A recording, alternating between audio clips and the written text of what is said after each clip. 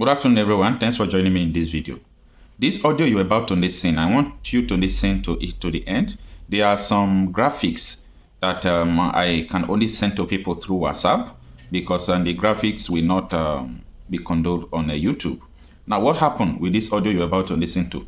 The kidnappers who kidnapped the youth leader of Afenifere, they are demanding 100 million naira within 48 hours. Not just demanding the 100 million. They say if the 100 million is not paid within 48 hours, that they are going to kill him. They have already shot him.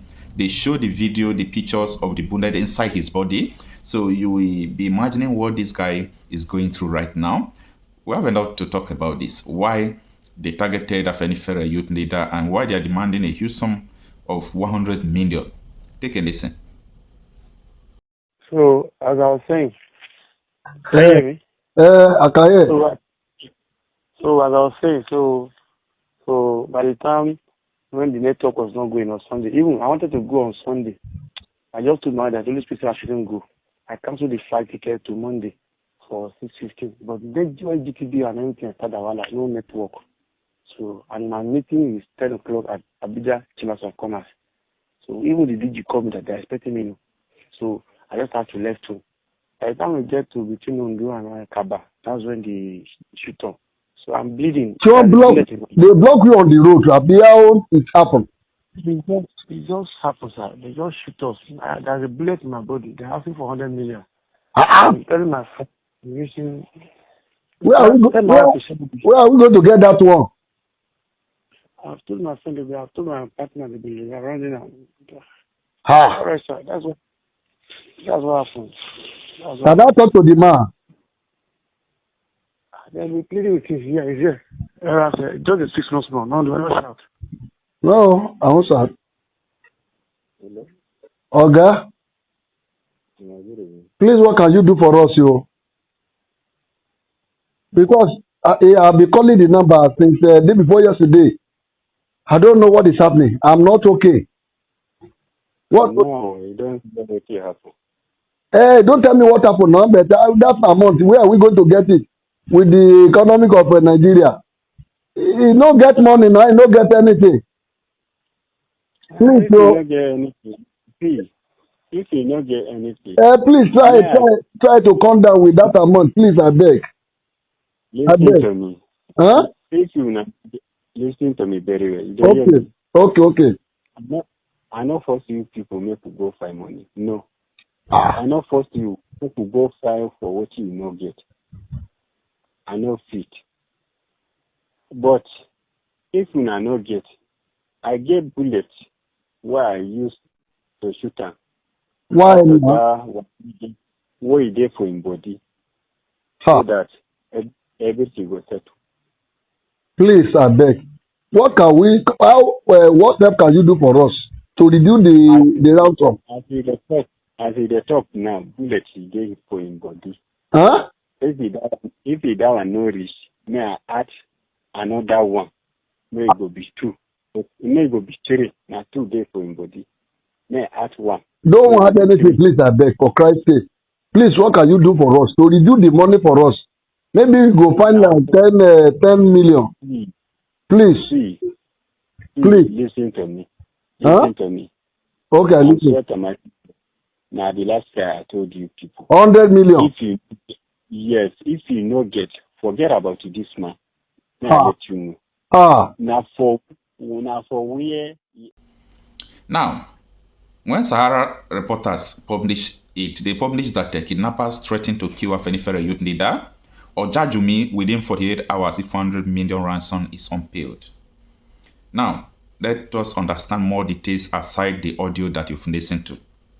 The kidnappers of the national president of the Afenifere National Youth Council, Prince Eniola Joseph Ojajuni, have issued a 48 hours ultimatum threatening to kill him if the ransom of 100 million naira is not paid. In a voice recording obtained by Sahara reporters, a conversation between the family and the kidnappers revealed the tense negotiation. Prince Ojajuni, speaking in distress, stated that the kidnappers had demanded 100 million and had already shot him in the buttock. During the call, one of the family members spoke with a kidnapper and pleaded for a reduction in the ransom amount. Please, What can you do for us? How do we pay? The family members asked. Struggling to negotiate, the family members explained, we don't have that kind of money. We are planning to sell a small piece of family land in the village. If we sell it, we'll see how much we can raise. How do we bring the money? Where do we pay? The kidnappers insisted you must pay in cash. The family pleaded further, please, can you accept 10 million? That is all we can raise. The kidnapper refused, saying, God forbid bad thing. If you continue talking nonsense, I swear to Almighty God, you won't hear from me again. The last price my boss gave me is 100 million. But if you can raise something better, let me know. The article continues on now. I want to say something. You see, this Afenifere youth leader, they are seeing him like a youth leader who is commanding a huge sum of money, like a youth leader who has money. You know, the name sounds Afenifere youth leader. They don't know that maybe the man don't have anything. Now, the people who targeted him do hear about Afenifere. They don't know the man personally. And the reason why they insisted about this 100 million is because they believe that Afenifere will run around to release money for them to pay for the ransom. They targeted this man because of his position. This kidnapping is an attack against Afenifere.